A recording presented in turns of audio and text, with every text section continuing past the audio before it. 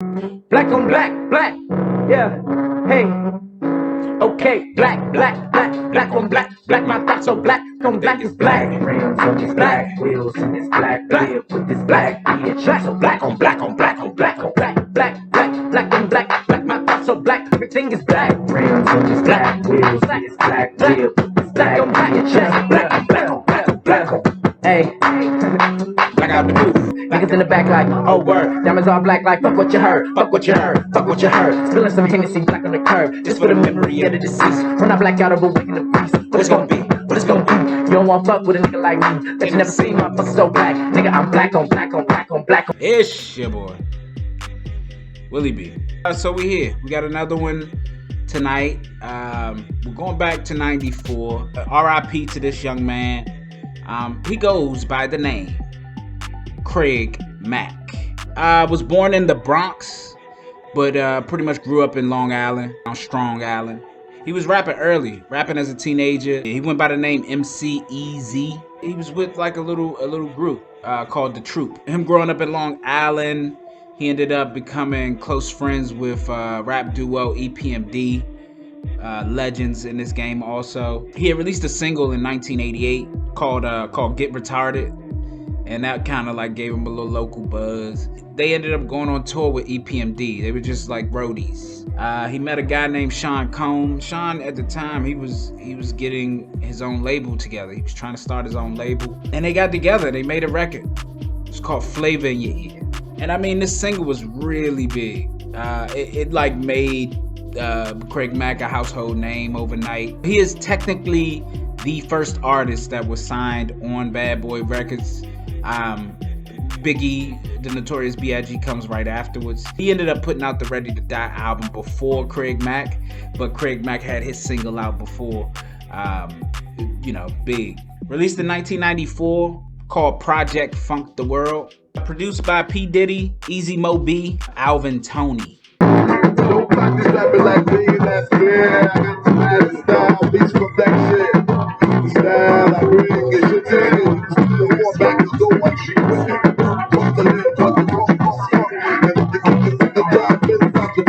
It starts with like an intro where they're like trying to hack into a computer. You know, it's a bunch of sounds and them like, hurry up, let's do this or whatever. Like it's a heist or something. They're trying to create a theme for it. I don't really get where they're going with that. Hearing him rap for the first time, he gives me like Grand Poobah feels, you know what I mean? But very different, very much his own style of it. He's a little more singy with his raps than a Grand Poobah would be, but I get that feeling. His style just sticks out because it's very different. Like I don't think I've heard anybody who raps like that. He'd be like, yeah, huh, what you gonna do? It's little Buster Rhymesy, but it's its own thing. That's just the only closest thing I could compare it to. You can't fight my style, cause my style ain't a style, that is a style, so I can go buck wild. Bet you think you took that more flow, it ain't so. Flavor in your ear, let you know. Now I'm about a second from the hook, look, strap your rap book. Before you get your wet style shook, can I get down? Get on down, can I get down? You could tell he's the cutting edge of new spitters at that time, dog, cause like the shit he's doing, you hadn't really heard nobody, kick it in that flavor. Like I say, Grand Poobah is the closest who's doing it like him. But Grand Poobah is more lyrical than Craig Mack. Craig Mack is all about the flavor. He's all about the style of how he kicking it, and he can get away with that because his style is infectious. You hear him on a beat like this, it's just solid. It almost seems like Craig Mack was necessary to push the style forward. You know what I mean? To give this kind of cadence to newer rappers. This record kind of got a flavor in your ear feel to it, but that's the theme that they were creating around him. I like it. It's a time capsule. It definitely feels like 94. It creates that kind of outside atmosphere. From every tire that be crippled. Sometimes I wonder if MCs really know Max Eternal about to burn you while the 10 feet are through. I grab the mic and turn it to Alibaba. When just a dabber, my rhymes are guaranteed to grab you. I got funk with the bass and soul, cause I've been talking on the mic since 9 years old. You can tell that Diddy with this production is this is updating it.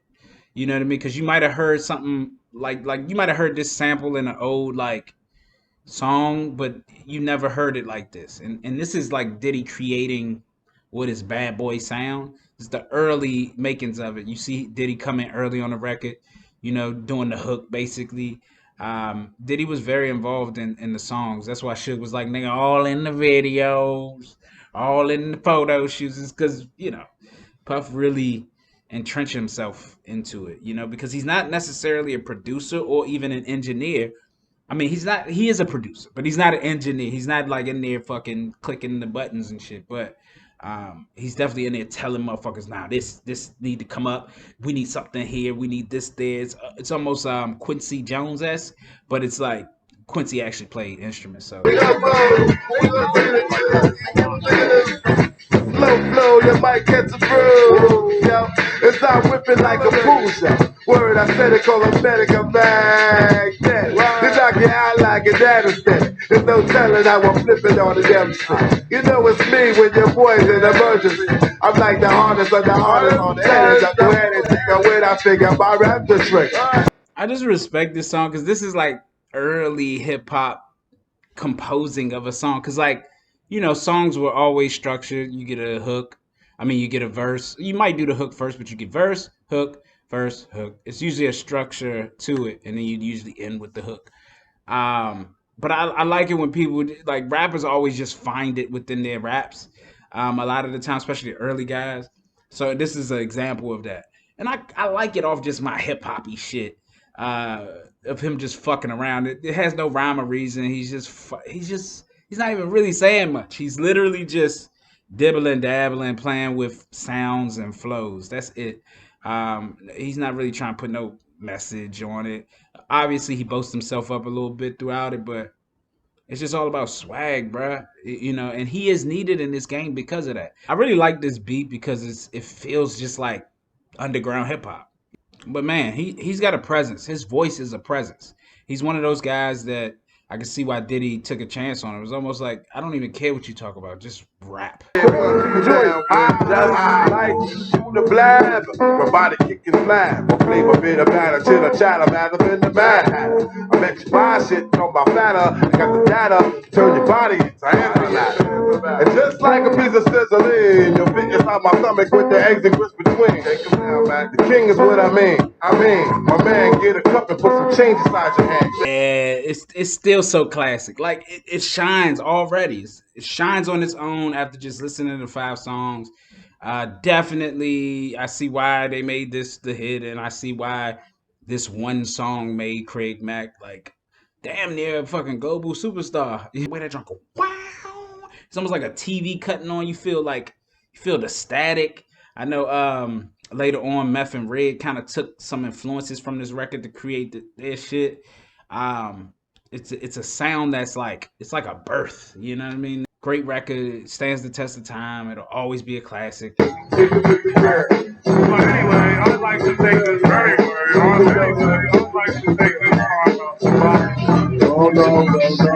No, I don't think you can get live with this BJ. So sit back, relax, back about to attack and turn your flame into Similac on the flight. Yeah, I kick broke down the frame, make it insane. On some hip hop shit, the way he freaking this joint is insane. It just really is, yo, because his flow is just like so. He's so confident in saying whatever the fuck he talking about. Like he knows that it's the style. Like it's not like sneaking up on him that's what's tight, and he just know how to fucking flex that shit. Like I'm a student when I listen to shit like this because this is right up my alley. I love this beat. It's very different. It's very nuanced too. It's got its own kind of lane. Kept it dolo though. Didn't try to produce it out. Just keep it hip hop because with hip hop is beauty in the simplicity. And the best hip hop producers can like take just these little details and create the beat out of it. I really like this. I think this is upper class fucking hip hop. His fucking stuffy nose like just dabble flow on this motherfucker throughout the whole album for real. Just it's undeniable. His recipe is like Good ass chicken, bruh.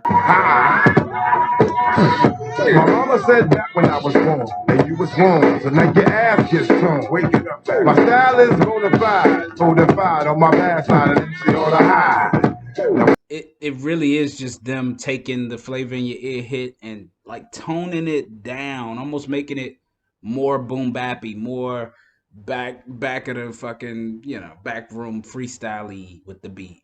Um, which I kind of like because obviously I love the Flavor in Your Ear beat, and so this kind of brings it down. But you feel like oh, y'all kind of just trying to extend on that sound, which is smart though, because they didn't really know what Craig Mack what exactly to create his vibe off of. So you knew the Flavor in Your Ear was a big one. So it makes sense to kind of make a variation song. And this isn't the first one. This is the closest to it, but it's another song on here that kind of got that same breath to it. So he kind of milked it, but didn't make it super obvious, which I like. Because for me, I'm cool on this record because I got Flavor in Your Ear.